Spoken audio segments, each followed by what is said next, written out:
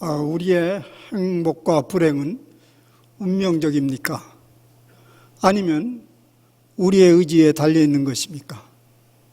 우리는 보통 다른 사람들과 다른 환경을 비교하면서 행불행을 보는 경향이 있습니다.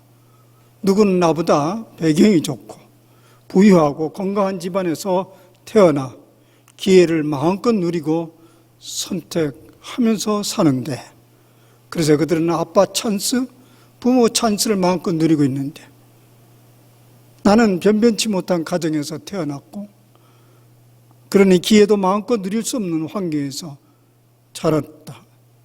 그러니 부모 찬스는커녕 내 능력도 제대로 발휘하지 못하는 곳에서 살았으니 결국 인생이라는 건 처음부터 운명처럼 태어나는 것이 아닌가, 행불행도 결국 운명이 아닌가, 이런 생각을 하게 됩니다. 뿐만 아니다. 나는 왜 일마다 때마다 되는 일이 없는가? 인복은 왜 이리도 없는지.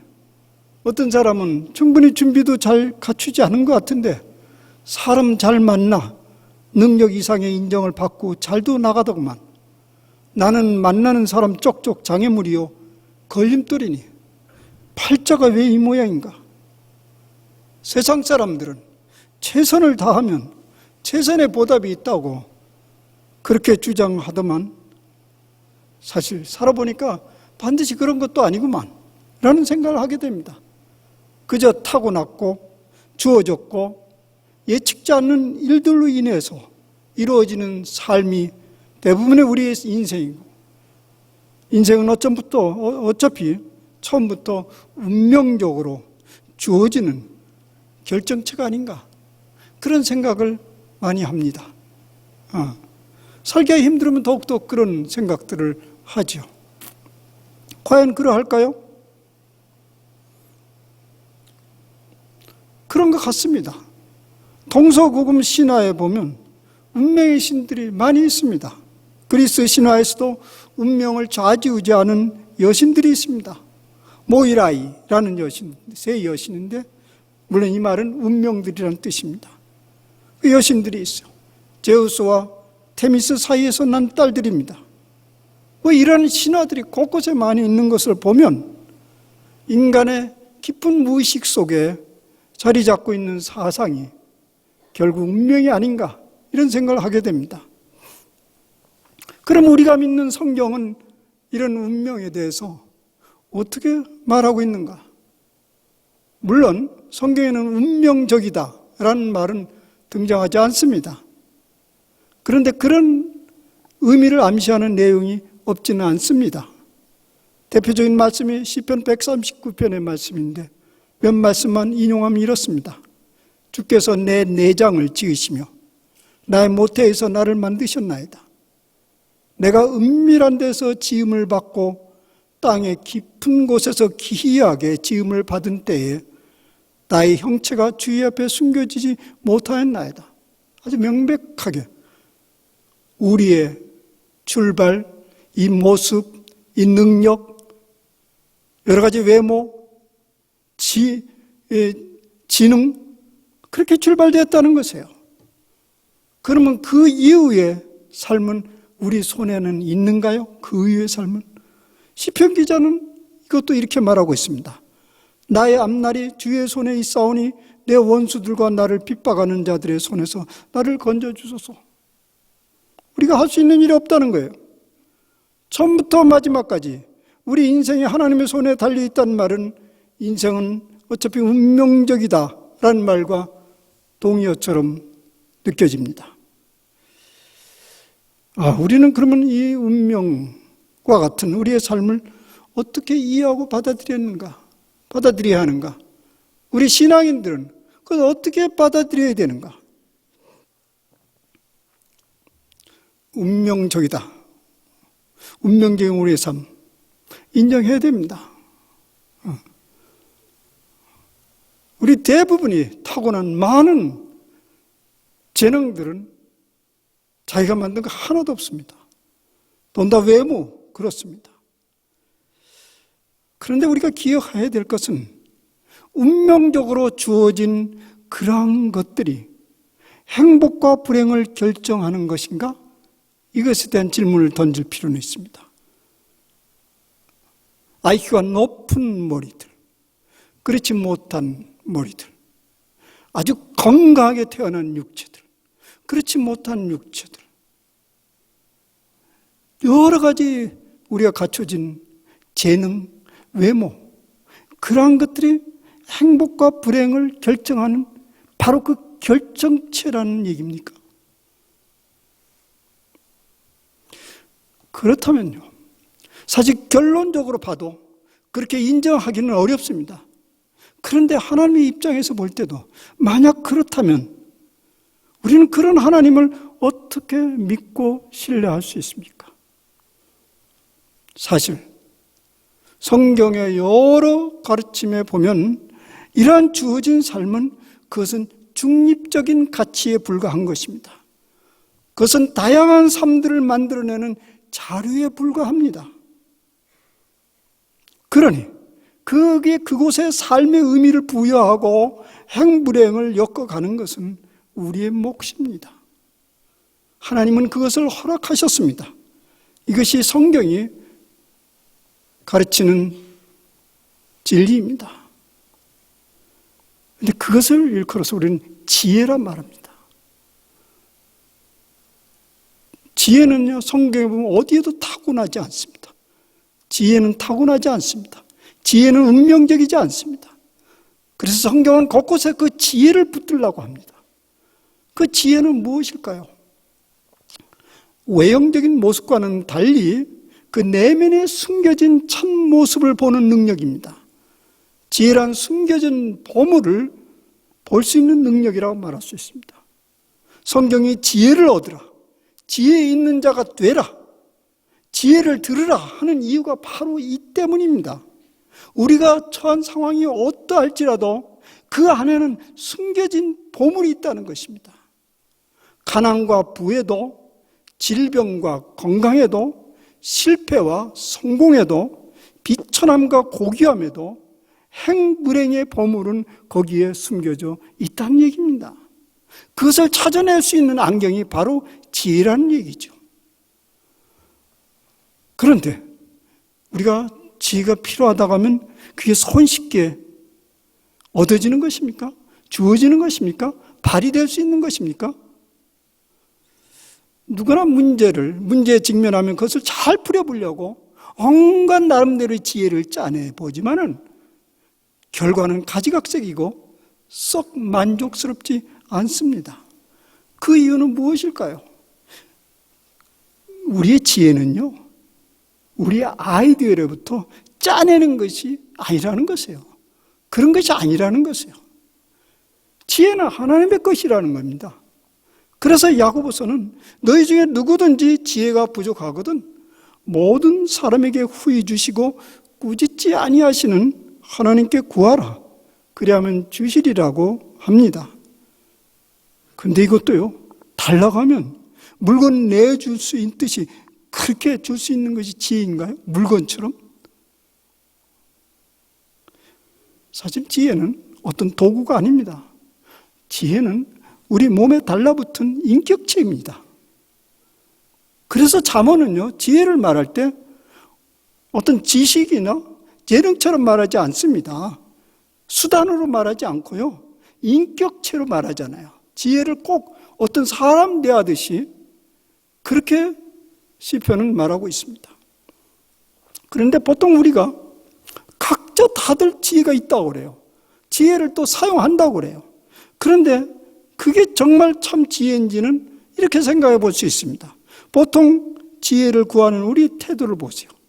위기에 직면하면 어떻게든지 그걸 벗어나려고, 또 자기 유익을 어떻게든지 챙겨보려는 그 순간 지혜를 발휘한다고 하지만 사실은 그건 지혜라고 하기는 어렵고요, 기지라고 할 수 있고요, 그 기지는 자기 경험에 바탕을 둔 꾀라고 할 수 있습니다. 그걸 지혜라고 할 수 없습니다. 사실은 이 꾀라고 생각할 때 내 주변에 오는 인물들이 몇 떠오르는데요, 정말 장꾀가 많아요. 잘도 빠져나가고 잘도 모면합니다. 그런데 인격적으로 존경이 안 가요. 성숙하지를 않아요. 보면 그렇게 행복하게 느껴지질 않아요. 그걸 지혜라고 말할 수 없습니다. 지혜는 결국 우리의 롱런의 인격적 성숙을 갖다주고 행복에 기여를 하는 것이죠. 그러면 그 참지혜는 어디로부터 비롯되는 것이죠? 그것은 하나님 자신을 보는 하나님과 그 지혜를 얻는 기본적인 태도라는 것은 하나님과 자신을 보는 태도로부터 비롯됩니다. 예를 들자면 참 지혜를 구하는 사람은 우선 자신이 얼마나 어리석고 무능하고 연약한 존재임을 범사에 인정하고 경험하는 사람입니다. 오늘 찬송 아까 찬송 들었는데 제 마음에 콱 꽂히는 가사가 하나, 이 천한 몸이 주의 기업을 이어받을 자 되게 해달라는 그 기도 같은 찬양이죠. 이 천한 몸이 주의 기업을 이어받게 도와주소서. 정말 지혜를 구하는 사람들은 자신이 얼마나 무능하다는 것을 실제적으로 경험했고 그것을 절감하게 느끼는 사람입니다. 그러면요, 자연스럽게 여호와 하나님을 경외하며 그 뜻을 헤아리겠지요. 거기서 솟아나오는 그것이 바로 지혜입니다. 그것이 바로 하나님으로부터 온 것이죠. 그래서 성경은 이렇게 말하는 것이죠. 여호와를 경외하는 것이 지혜의 근본이요 거룩하신 자를 아는 것이 명철이니라. 여호와를 경외하며 그 길을 걷는 자마다 복이 있도다. 이거 보면요, 이렇게 3요소가 됩니다. 참된 행복의 길이라는 것은 여호와를 경외하는 삶, 거기서 비롯된 지혜로움, 그 다음 복된 삶. 이게 3박자죠. 이제 오늘 본문 룻의 생애를 보면서 그런 예를 한번 추출해 보려고 합니다. 한마디로 말해서 야곱의 하나님을 자기 하나님으로 믿고 행함으로써 지혜로운 여인이 되었고 그것으로 인해서 자기의 운명과 온 집안의 운명을 바꾸는 한 여인의 이야기입니다. 우리는 이 룻기를 지금 여러분 같이 좀 저랑 쫓아갈 줄 믿습니다. 제가 늘 설교가 그렇게 기반되고 있기 때문에 우리는 이 룻기를 한 2주쯤에 룻기를 다 묵상하는 자리로 나왔죠. 예. 저는 그 오랫동안 룻기를 별로 중요한 말씀으로 여기지를 못했습니다. 성경에서 다루어야 할 그 적합한 주제라고 느껴지질 않았기 때문에 그랬어요. 성경에서 이 성경이 다룰 그 주제가 하늘따가리 엄청 많은데 이런 주제를 다루려고 이 성경 하나를 썼다? 왜 그러냐면요, 저는 어린 시절부터 룻기의 말씀을 어떻게 배우고 들었냐면 효사상을 고치시키는 말씀으로 효사상. 사실 그러한 가르침은 우리 민담에 더 많습니다. 전국 곳곳에 세워지는 연렵이를 한번 보세요. 관동리 연렵이 논산에 있습니다. 박씨 연렵이와 의견, 의성에 있습니다. 어느 나무꾼 부인의 연렵이 창원에 있습니다. 강릉 권초평 처 강릉 최씨 연렵이 등등 전국에 이 연렵이가 널려져 있습니다. 그런데 저는 이번 묵상에서 룻기는 이 효사상을 뛰어넘는 더 큰 가르침과 깨우침이 있다는 것을 발견하고 이전과 다른 은혜를 경험했습니다. 룻기는 남편 없는 시어머니를 극진히 섬긴 연료에 대한 이야기가 아닙니다. 즉 며느리의 희생 아래에서 복을 누린 시어머니에 초점이 있는 것이 아니고요, 룻이라는 그 여인 자체가 복된 여자입니다. 이로 인하여 시어머니뿐만 아니라 온 집안의 운명을 바꿔준 복된 여인의 이야기입니다. 어떻게 해요? 어떻게 그녀가? 사실 나오미와 그 가정은 처음부터 운명이 아주 뒤틀려진 집안처럼 보입니다. 그런 가정에, 운명이 뒤틀려진 가정에 또 시집으로 왔어요. 룻이. 그러니 그 팔자는 얼마나 박복하다고 말할 수 있겠습니까? 당시 유대인들이 이방 민족 속에 이렇게 섞여 사는 것은 매우 조심스러운 일이고요. 그리고 그런 일을 피하는 때였습니다. 그런데 나오미의 이 가정은요, 이 쉽지 않는 이방 지역으로 이주를 하게 되었습니다. 그럴 수밖에 없었던 이유가 있죠. 성경은 이렇게 말합니다. 이 몽땅이 이주된 가족을 엘리멜렉이요, 그의 아내의 이름은 나오미요, 그의 두 아들의 이름은 말론과 기로느니 유다 베들레헴 에브라 사람들이었더라.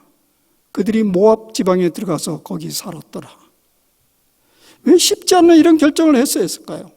성경에는 그 땅에, 그들이 살고 있는 베들레헴 땅에 흉년이 들었기 때문이라고 되어 있습니다. 그렇다고 누구나 베들레헴 땅에 사람들이 모조리 다 이주한 것은 아니잖아요. 그들이 그렇게 운명이 지어진 거예요. 그래서 이주한 땅에서 번창하는 집안이 되었으면 좋으련만 이주했어요. 살 길을 찾아서. 그래서 거기서 막 번창해서 일어났으면 좋으련만 그렇지를 못했습니다. 나오미의 남편 엘리멜렉은 이주한 지 얼마 안가 일찍 세상을 떠났습니다. 그리고 그 뒤를 이은 두 아들이 있었는데, 말론과 기륜이라는 아들이 있었는데, 그들은 모압 여자들 중에서 아내를 택하여 살았습니다. 당시의 풍속을 보면 이것도 썩 좋은 선택은 아니었습니다. 그런데 그것도 그들도 박복하여 아버지처럼 10년 즈음에 두 아들이 자손도 보지 못하고 세상을 떠났습니다. 이제 남은 가족이라는 것은 두 며느리와 시어머니, 아무 피도 섞이지 않는 세 여인만 덜그러니 남았습니다. 이제 나오미는 철저히 나그네가 되어버렸습니다. 남편도 없고 아들도 없고 자손도 없어요. 그저 이방 며느리인 그 며느리를 거느리고 이 땅에 더 이상 살 명분이 없는 거죠. 명분뿐이 아니라 실제적으로도 살아갈 길이 막막한 것이죠. 당시 가장이 없는 여성들 셋이 살아가기라는 것은 매우 힘든 때였죠. 지금도 쉽지 않는 일이지만 그나마도 이스라엘 백성들은 율법의 가르침에 따라서요, 과부와 나그네를 불쌍히 여기고 그들에게 긍휼을 베푸는 제도와 풍습이 있었습니다. 이스라엘은. 그래서 나오미가 이제 고향으로 돌아가겠다는 생각을 하게 됩니다. 거기에 가면 그래도 살 길이 있기 때문에 성경은 이렇게 말하고 있습니다. 그 여인이 모압 지방에서 여호와께서 자기 백성을 돌보시사 그들에게 양식을 주셨다함을 듣고, 나그네가 된, 과부가 된 사람들에게 양식을 베푼다는 그 소리를 듣고 고향 땅 베들레헴으로 돌아가기로 결정을 합니다. 유대 여인인 나오미는 돌아가기 전에 며느리를 불러서 얘기합니다. 야, 이제는 새로운 길을 가라. 친정으로 돌아가고 거기서 새로운 가정을 꾸려라. 성경은 이렇게 말합니다. 나오미의 마음을 여호와께서 너희에게 허락하사 각기 남편의 집에서 위로를 받게 하시기를 원하노라. 각기 남편의 집이라는 것은 이제 재혼하여서 새로운 가정을 꾸려서 남편 아래에서 잘 살라고 이런 축복을 한 것이죠. 그래서 이제 돌아가라고 합니다. 나는 내 고향으로 돌아갈 테니까. 그때 두 며느리 중에 이제 하나 오르바는 시어머니를 떠납니다. 그러나 다른 며느리인 룻은 떠나기를 거부합니다. 나오미는 강청을 합니다. 돌아가라. 그러나 룻은 끝내 시어머니 나오미를 따르겠다고 고집을 부립니다. 얼마나 충성스럽고 갸륵합니까? 연립이라도 세워줘야 하지 않습니까? 그런 효를 가르치기 위해서 룻기라는 책 한 권이 남겨졌을까요? 룻이 떠나지 않는 이유를 자세히 들여다보면 또 다른 진정한 의도가 있었던 것입니다. 성경은 이렇게 말합니다. 룻이 난 떠나지 않겠다는 이유를 이렇게 밝힙니다. 어머니께서 가시는 곳에 나도 가고 어머니께서 머무시는 곳에 나도 머물겠나이다. 어머니의 백성이 나의 백성이 되고 어머니의 하나님이 나의 하나님이 되시리이다. 왜 룻은 시어머니가 있는 곳에 함께 있고 그곳에 함께 머물고자 했는가요? 모압 여자가 하나님의 약속 백성 속에 속하고자 했던 것입니다. 그 백성의 하나님이 자기 하나님이 되게 하고자 한 것입니다. 룻은 10년 동안 유대인 남편과 시어머니와 더불어 살면서 여호와 하나님이 어떤 분이심을 배웠고요. 그를 자기 하나님으로 삼고 살아가는 것이 무엇인지를 간접 경험했던 것입니다. 시편은 말합니다. 야곱의 하나님을 자기의 도움으로 삼으며 여호와 자기 하나님에게 자기의 소망을 두는 자는 복이 있도다. 룻은 희망 가운데 이것을 실험한 것입니다. 이제 시어머니의 하나님이, 내 남편의 백성이, 내 남편 백성의 하나님이 나는 내 하나님으로 삼겠다. 성경 말씀대로 하면 그는 지혜로운 사람이 되기로 작정한 것입니다. 그것이 바로 현실적으로 이스라엘의 하나님을 섬기는 시어머니 나오미를 따르는 일입니다. 지혜롭게 되는 것은 지금 현실적으로 시어머니가 섬기는 그 아버지 하나님을 따르는 길밖에 다른 길이 없었던 것이요. 그래서 그는 이런 결단과 선택을 통해서 지혜로운 출발을 시작한 것입니다. 왜냐하면 여호와를 경외하는 것이 지혜의 근본이라 했기 때문에 그렇습니다. 그래서 룻은 시어머니와 더불어서 시집의 고향 땅 베들레헴으로 돌아옵니다. 근데 그때 막 돌아왔는데 그때가 추수 때였습니다. 룻은 이삭을 주우러 추수밭으로 나가겠다고 나오미에게, 시어머니에게 부탁을 합니다. 이건 당시 풍습으로서 먹을 걸 찾아야 되지 않습니까? 근데 당시 유대 풍습에 의해서 추수 때가 되면 나그네와 과부들을 위해서 일부라도 이삭을 쭉쭉쭉 곳곳에 떨어뜨려 놓습니다. 땅이 없고 남편이 없는 나그네들과 과부들을 위한 긍휼의 풍습이었습니다. 룻도 그런 풍습의 혜택을 받기 위해서 자발적으로 이삭 줍기에 나섭니다. 그런데 성경은 말하기를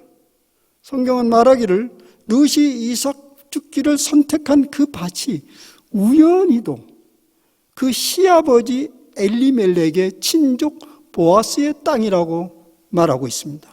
성경은 우연이라고 말하지만은 사실은 룻의 지혜로운 선택 가운데 하나님이 인도하신 그 밭이죠. 보아스는, 거기에 주인 보아스는 룻에게 깊은 배려를 해줍니다. 그것이 계기가 되었고 또 시어머니 나오미의 기지로 룻은 보아스의 아내가 됩니다. 그 사이에서 이제 오벳이라는 아들을 낳습니다. 이렇게 룻이 보아스의 아내가 되어 아들을 낳았다는 것은 룻에게는 과부 신세를 면하고 새 삶을 누린 새로운 출발이요, 복된 것이죠. 근데 그 이상의 의미가 있습니다. 고향과 희망을 잃어버린 룻을 하나님이 불쌍히 여기셔서 그에게 구원을 베푸셨다는 사실입니다. 이것이 구원의 사건이었습니다. 그뿐 아니요, 룻뿐만 아니라 이 아들을 낳음으로써 그 남편의 가문과 시어머니 나오미의 쓰라린 운명을 하나님이 불쌍히 여기시고 구원하셨다는 사실입니다. 고대 이스라엘 백성들에게 있어서 개인은요, 가족과 시족 공동체와 절대 떼어낼 수 없는 운명 공동체였습니다. 그렇죠? 개인의 구원이나 개인의 영생 이런 것을 생각하기보다는 공동체적인 운명을 하나로 보았던 것이죠. 그래서 사람이 우리가 죽어요. 죽으면 우리의 개인의 구원은 어떻게 실현되냐면 후손들의 삶에서 이루어져 가는 것입니다. 그렇게 믿었던 것이에요. 근데 후손들의 삶이 내 삶을 이어감으로써 구원은 그렇게 이루어져 가는 것입니다. 그런데 만약 어떤 이유로든지 후손들을 남길 수 없으면 그것은 하나님으로부터 버림받은 운명입니다. 그래서 이런 운명이 누가 됐냐면 나오미가 이런 운명이 된 거예요. 그래서 이런 운명을 룻기서에는 이렇게 나오미는 자신의 운명을 한탄하고 있습니다. 여호와의 손이 나를 치셨다. 나를 징벌하셨고 나를 괴롭게 하셨다고 말합니다. 사실 나오미와 룻처럼 철저히 버림받은 그런 가족 공동체가 어디 있겠습니까? 일찍이 가족 공동체로부터 떨어졌고 남은 아들 둘까지 자손을 얻지 못하고 세상을 떠났습니다. 덩그러니 남아있는 가족이라는 것은 피도 섞지 않는 두 여인 그리고 본인 나오미 그뿐이었습니다. 오늘날로 보아도 철저히 무너진 가족입니다. 하물며 당시의 풍습으로 볼 때는 어떻겠습니까? 사람들은 그를 향해서 말하죠. 어떻게 저렇게 철저히 무너질 수 있겠는가? 하나님 버리셨다. 구원 이미 오래 떨어진 것입니다. 그런데 그 버려진 가족을 다시 세우고 끊어진 생명을 다시 이어오는 요인이 바로 이 룻이었습니다. 스라린 자신의 운명과 시어머니의 운명과 온 집안의 운명을 완전히 뒤바꾸고 말았습니다. 성경은 그래서 어떻게 기록하고 있냐면 이 룻과 이제 새로 만난 남편 보아스 사이에서 아들을 낳았는데 성경은 뭐라고 얘기했냐면 보아스의 아들이 아니고 룻의 아들이라고 말합니다. 예. 뭐 뒤에 가면 더 심한 얘기가 나오는데요. 우리는 대리모라는 말 많이 들어봤죠? 대리모. 근데 대리부라는 말 익숙하지 않죠? 대리부. 근데 사실 보아스는요, 나오미 가문의 대리부 역할을 한 것입니다. 버려지고 무너져버린 시어머니 집안을 세우기 위해서 하나님이 보아스를 대리부로 세운 것입니다. 우리가 룻기를 소중히 여기는 것은 바로 이러한 이유 때문에 그렇습니다. 도저히 그럴 수 없는 자리에서 시어머니의 하나님을 자기의 하나님으로 삼음으로써 하나님께서 한 개인의 운명과 가족 공동체의 운명을 완전히 바꿔놓았다는 사실입니다. 그래서 룻이 아이를 낳을 때 성경은 이렇게 또 기록하고 있습니다. 룻이 아이를 낳았을 때 그의 이웃 여인들이 그에게 이름을 지어주되 나오미에게서 아들을 태어났다 하여 그 이름을 오벳이라 하였는데 그는 다윗의 아버지인 이새의 아버지였더라. 뭐 굉장히 많은 의미가 여기에 들어있는데요. 그 중에 하나는 뭐냐면 아주 굉장히 우스꽝스러운 일이 벌어져요. 룻이 낳았는데 룻에게서 아들이 나왔잖아요. 또 보아스로부터 나왔잖아요. 그런데 여기는 뭐냐면 나오미에게서 아들이 나왔다고 말합니다. 어디에도 보아스는 없어요. 대리부 틀림없죠. 어디에도 보아스라는 말은 없어요. 도리어 시어머니 나오미에게서 아들이 태어났다고 말합니다. 아무 혈통도 섞여져 있지 않았는데 그녀의 아들이라는 것은 하나님이 나오미와 과부된 이방 여인을 불쌍히 여기셔서 구원하셨다는 것입니다. 이것이 하나님이 행하시는 구원의 역사라는 것을 말하는 것입니다. 시어머니의 하나님을 자기 하나님으로 믿고 따랐더니 하나님은 율법과 상관없는 이방 여인을 자기의 백성으로 삼아 주셨다는 얘기입니다. 이것이 만민에게 공포된 진리입니다. 이것은 우리의 힘으로는 운명의 수레바퀴를 거꾸로 되돌릴 수 없을지라도 야곱의 하나님을 자기 하나님으로 삼는 이들에게 하나님은 얼마든지 운명의 수레바퀴를 바꿔줄 기회를 주신다는 것입니다. 사랑하는 여러분, 우리 대부분의 처음 신앙은 성경의 하나님, 이스라엘의 하나님을 믿습니다. 혹은 우리 부모님의 하나님, 교회의 하나님을 믿습니다. 그 안에서 하나님의 행하심을 우리는 간접적으로 경험하고 인정하게 됩니다. 그런데 그 하나님이 교회 하나님이, 우리 부모님의 하나님이, 성경의 하나님이 내 하나님이 되는 순간은 그 하나님으로 인하여 내 인생의 운명이 바뀌었다고 철저히 고백할 수 있는 그때입니다. 여러분의 믿음의 여정을 돌이켜보세요. 그렇게 고백할 수 있습니까? 아, 맞아. 하나님의 내 운명을 긴 세월 동안 철저히 바꿔놓았구나. 그것이 오늘 나의 모습이다. 그러면 하나님이 그의 삶을 받아들이셨다는 증거입니다. 그러면 그 인생은 결코 헛될 수가 없습니다. 아니, 복된 인생이죠. 사랑하는 여러분, 오늘 말씀은 이런 며느리를 얻지 못해서 혹은 이런 며느리가 되지 못해서 아쉬워하거나 죄책감을 가지라는 말씀은 아닙니다.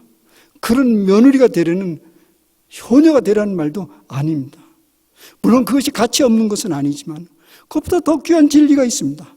누구나 하나님을 자기 하나님으로 삼고 그렇게 삶을 선택하는 사람들에게는 얼마든지 주어진 운명을 새롭게 바꿀 뿐만 아니라 집안의 운명도, 온 집안의 운명도 바꿔놓을 수 있다는 말입니다. 짧은 한국교회 역사 안에 그런 흔적이 얼마든지 많습니다. 지난 100년의 한국의 역사는 그 운명의 뒤바뀜이라고 말할 수 있습니다. 누구 때문에? 그리스도 예수님이 이 땅에 증거되었기 때문에 그러합니다. 신앙은 추상이 아니고 그런 의미에서 매우 실제적이고 역동적이라고 말할 수 있는 것이죠. 이제라도 우리는 주여, 아브라함과 이삭과 야곱의 하나님이 나의 하나님이 되어서 나의 운명과 우리 집안의 운명을 바꾸어 주옵소서라는 간절한 갈망과 기도가 있어야 될 것입니다. 우리 중에 누구든지 누시 될 수 있습니다. 야곱의 하나님을 자기의 도움으로 삼고 그에게 소망을 둠으로써 자기 운명뿐만 아니라 온 집안의 운명을 바꿀 수 있는 자가 우리 중에 왜 없겠습니까? 우리가 여전히 여호와 하나님을 나의 하나님으로 섬길 기회가 있는 한 이 기회는 우리 앞에 놓여 있습니다. 타고난 운명은 나오미와 룻과 같을지라도 우리 하나님은 여전히 그러한 운명을 바꿀 수 있는 기회를 우리에게 열어두고 계십니다. 우리 모두가 그 기회를 놓치지 말고 룻과 같이 이스라엘 하나님을 나의 하나님으로 삼겠다는 그런 믿음에 굳게 서기를 바랍니다. 그것이 다름 아닌 구원의 역사입니다. 기도합시다. 주님 때문에 우리의 운명이 바뀌었습니다. 여호와 하나님을, 이스라엘 하나님을 우리 하나님, 나의 하나님, 대한민국의 하나님으로 삼았더니 이 대한민국의 운명이 바뀌어가고 있습니다. 우리의 가정의 운명이 바뀌어가고 있습니다. 이 놀라운 진리를 오늘 룻의 경험을 통해서 우리가 새롭게 발견하게 되고 새롭게 되짚게 됩니다. 여전히 이것은 계속되어야 될 행진입니다. 주여, 성경의 말씀은 오늘 삶을 새롭게 하고 뒤바꾸는 역사가 있는데 주님, 이 말씀을 거듭거듭 배우고 들으면서 우리 안에 그런 지혜가 솟아나게 하옵소서. 그래서 주어진 삶을 운명 탓하지 말고 얼마든지 뒤바꾸고자 하는 주님과 더불어서 남은 생애를 열어가는 저희들 되게 하여 주시옵소서. 예수님의 이름으로 감사하며 기도하옵나이다. 아멘.